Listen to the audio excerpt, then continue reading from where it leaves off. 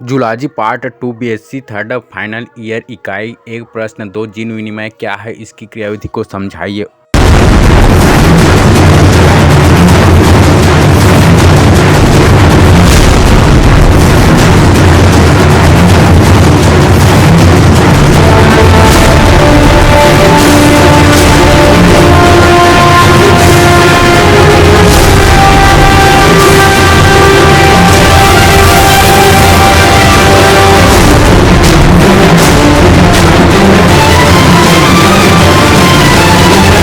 उत्तर gene विनिमय crossing over एक जोड़ी समजात गुणसूत्र के क्रोमैटिड्स के संगत खंडों में जीन विनिमय के फलस्वरूप संलग्न जीन में पुनः संयोग की प्रक्रिया को जीन विनिमय क्रॉसिंग ओवर कहते हैं।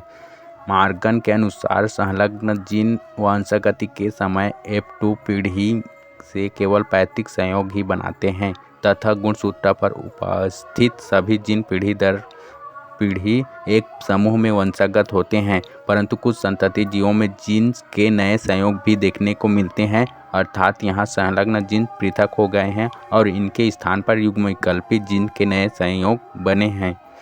उदाहरण एक ड्रोसोफिला में पुनः संयोग, धूसर ग्रे शरीर तथा लुप्तावशेषी वेस्टिजियल पंखों वाली मक्खी capital double B small double V तथा काले ब्लैक शरीर व लंबे लॉन्ग पंखों वाली मक्खी small double B capital double V के संकरण से F1 पीढ़ी में उत्पन्न सभी मक्खियां दूसर ग्रे शरीर लंबे पंखों वाली capital B capital V small V होंगी। इस F1 पीढ़ी की मक्खियों का काले शरीर व लुप्तावशेषी पंखों वाली अप्रभावी रिसेसिव मक्खियों स्मॉल डबल बी से परीक्षार्थ संकरण टेस्ट क्रॉस करने पर 4 प्रकार की संतति मक्खियां मिलेंगी।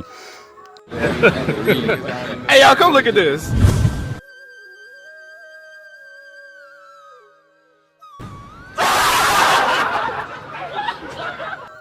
एक धूसर शरीर लुप्तावशेषी पंखों वाली 41.5% जनकीय, 2 काला शरीर लंबे पंखों वाली 41.5% 83%, 3 काला शरीर लुप्तावशेषी पंख 8.5%, नए संयोग 17%, 4 धूसर शरीर लंबे पंख 8.5% क्रॉसिंग ओवर। इस प्रकार जीन्स का पुनः संयोग या नए संयोग 17% संततियों में अभिव्यक्त हुए हैं।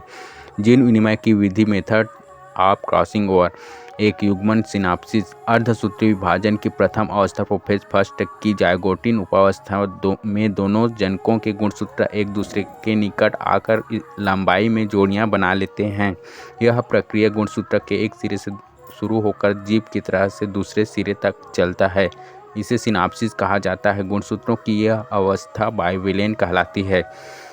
2 द्विगुणन डुप्लीकेशन, प्रोफेज फर्स्ट की पैकेटिन उपावस्था में बाइवेलेंट का प्रत्येक गुणसूत्र सेंट्रोमियर के अलावा संपूर्ण लंबाई में 2 क्रोमैटिडों में बढ़ जाता है। अब प्रत्येक बाइवेलेंट 4 क्रोमैटिडों वाला बन जाता है, इसे टेट्राड कहते हैं।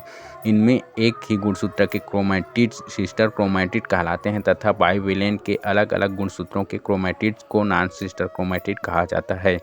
3 जीन विनिमय क्रॉसिंग ओवर, प्रोफेज फर्स्ट की डिप्लोटिन अवस्था में जब युग्मित गुणसूत्र अलग होना प्रारंभ करते हैं तब भीतरी क्रोमैटिड कहीं कहीं पर एक दूसरे को क्रॉस करते हैं।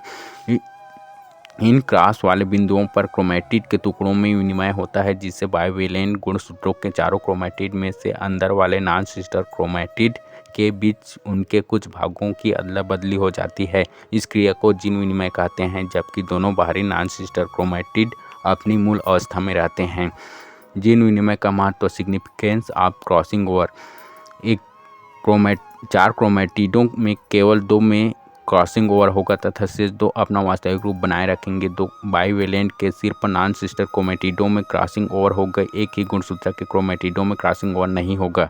3 क्रियाजमेटा की संख्या बाइवेलेंट की लंबाई पर निर्भर होगी, अर्थात गुणसूत्र जितने लंबे होंगे उतनी ही अधिक क्रियाजमेटा बनने की संभावना होगी। 4 गुणसूत्रों पर जीन्स जितनी दूरी पर स्थित होंगे उतनी उनकी क्रॉसिंग ओवर के द्वारा पृथक हो जाने की संभावना अधिक होगी।